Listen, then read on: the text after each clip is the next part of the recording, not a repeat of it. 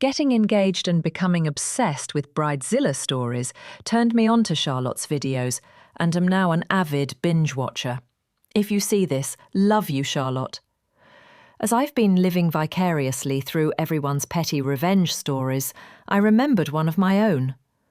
It was probably both the pettiest revenge I've ever gotten that was simultaneously mixed with sweet, sweet karma. Sorry this is super long. Brevity has never been a strength of mine. I love giving context and details. Skip to the end if you want the TLDR. Back in 2012 to 2014, I was married to a legit man-child. We met online in a video game when I was 20 years old and he was 28 years old, and were engaged very quickly due to him being in Canada, so we weren't able to be together. I researched all the options for us, going both directions, and circumstances best lined up for him to immigrate here, and the only real option to do this was by getting married. Despite us marrying quickly, I told him if we do this, we do this. The commitment was real to me. Ride or die. It's worth noting that not only was I young and thus dumb as a box of rocks when it came to choosing relationships, I was also extremely socially awkward and very physically unattractive.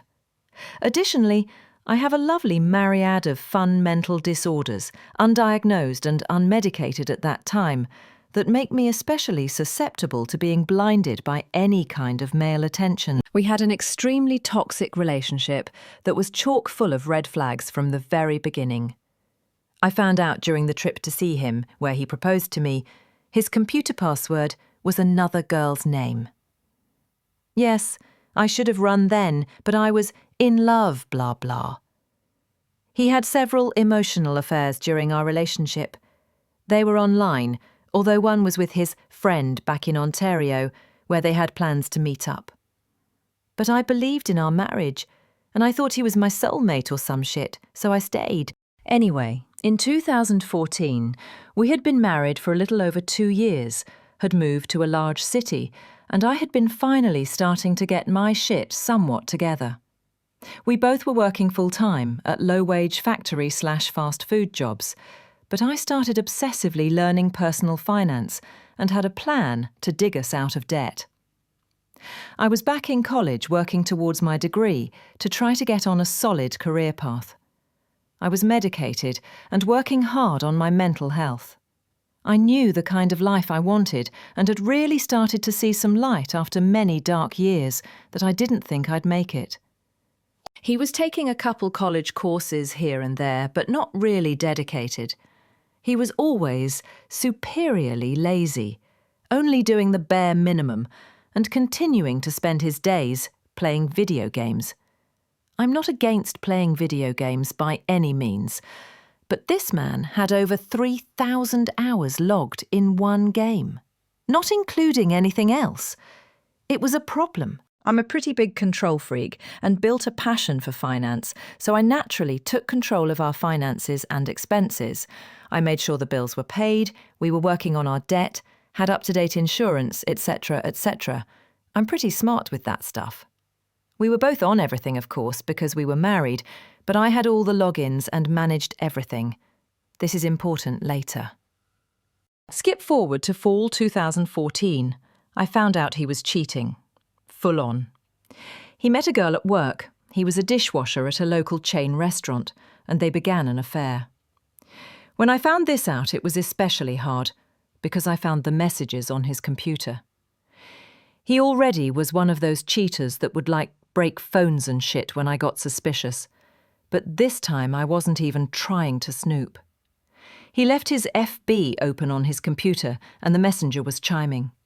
He was in bed asleep. So I got to read all the messages to this girl. About how much he hated me, how horrible I was, how he misses her body, how he wants to have a baby with her, etc., etc. I found out they even had sex in our bed, which I'd worked so hard for us to save for, and was the perfect bed. So that felt like a hard slap in the face. It was rough. I confronted him. He admitted it immediately. When I asked what we should do, I still didn't want to break up. He said we should probably divorce. So that was that. That was in October 2014. We lived together at the time in an apartment and shared the one car we owned together, so we had no way to physically separate at the time. I went through the various grieving stages, flip-flopping from anger to acceptance and back. So, although living together with your cheating husband while he's still seeing his mistress, we were amicable half the time. So, I got to learn about this girl. She was 18 years old. He was 31 years old. Lived with her parents, with no car.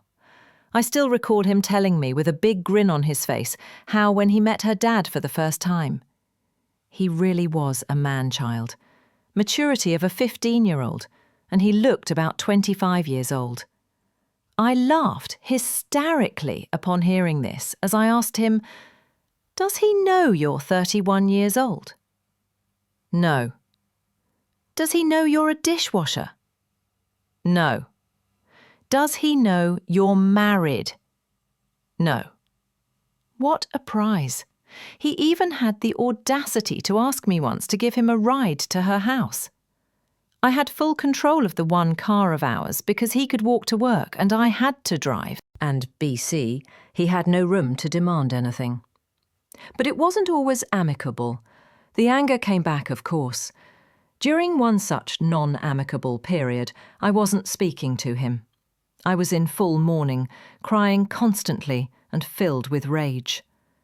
There was one day in particular he was blowing up my phone.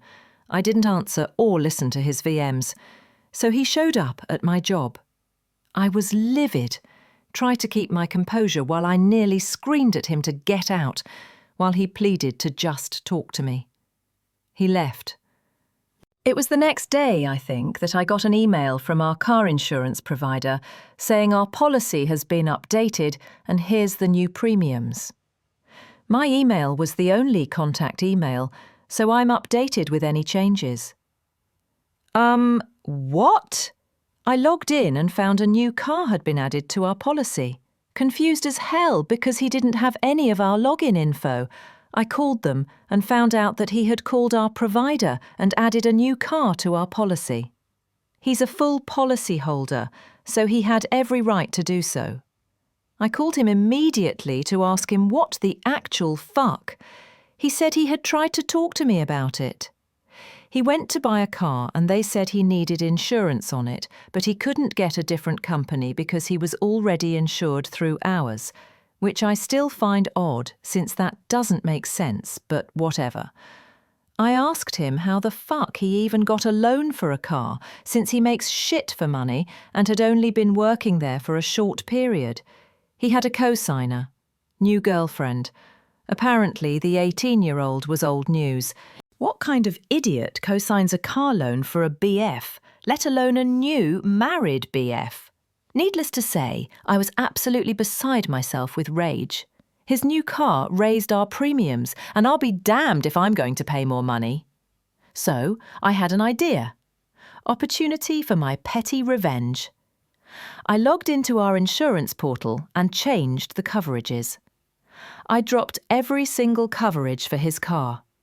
I found out through messing around with it that by keeping his car on the policy, it actually charged me less than the original premiums due to multi-car discounts. So I left it on, but he had no collision, no comprehensive, no nothing. He wasn't notified of the change because I was still the contact on the account. This is where karma came in. 5 days after I changed the coverages, he was in a car accident, hit by an uninsured motorist. It totaled his car, his $13,000 car. He now was back to having no car and was still on the hook for his car loan, in addition to his co-signing girlfriend. I'll be honest, after laughing at the ridiculousness of the situation, I actually felt really bad. I called the car insurance company crying, begging them to cover it, saying I made a mistake, thought it was just a quote, blah blah. No dice. After being understandably upset about it, it was a week or two later he ultimately actually told me he forgave me for it.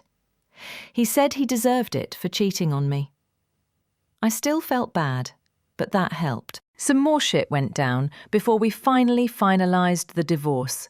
More of his lying bullshit, more betrayals. But I eventually got out and moved on with my life. P.S. Fun fact, he later married that same girl. She reached out to me some years later, asking for details on our marriage, since she was running into the same cheating behaviour as I was. I was honest with her, genuinely felt bad for her. I gave her all the info she asked for and the advice to run. She and her daughter, 10-year-old from prior marriage, deserved better. I guess she didn't take my advice, because I found out a couple years later they had a baby together. That was probably 7 years ago. No idea what happened since. I now live a life where I do not purposefully hurt people I love, or have wronged me out of vindictiveness. I focus on being the best person I can. I'm far from perfect and have learned a lot over the years. But I'm proud of the person I've become and all the work it took to get here. After a few more toxic relationships over the last decade, I found a man, or he found me really, who is amazing. We treat each other with kindness and respect, and show each other we love each other every day. Still, whenever I look back on that whole situation, I just have to chuckle at the absurd irony of how it all played out. I've never seen a better instance of karma in my life. TLDR, I got revenge on my cheating husband by dropping all insurance coverages on his brand new car that he had a $13,000 loan on, co-signed by his new GF. And he was hit by an uninsurance motorist 5 days after, which totaled it. Edit. Some of you responded to these comments already clarifying. Thank you. But just to be super clear for everyone confused, the 18-year-old was not the 10-year-old's mom. He and 18-year-old broke up just before he started dating the 10-year-old's mom. Or maybe he cheated on the 18-year-old. Never thought about that. IRC, the mum was the same age as he was, 31 years old, when they started dating. So the math mathed. It was about 2 years later, after he and the mum got married, that she reached out to me for info. So I guess the child would have been 12 years old or thereabouts by then. I didn't think about the age that much. Just that she had a daughter, and I felt bad since they deserved better.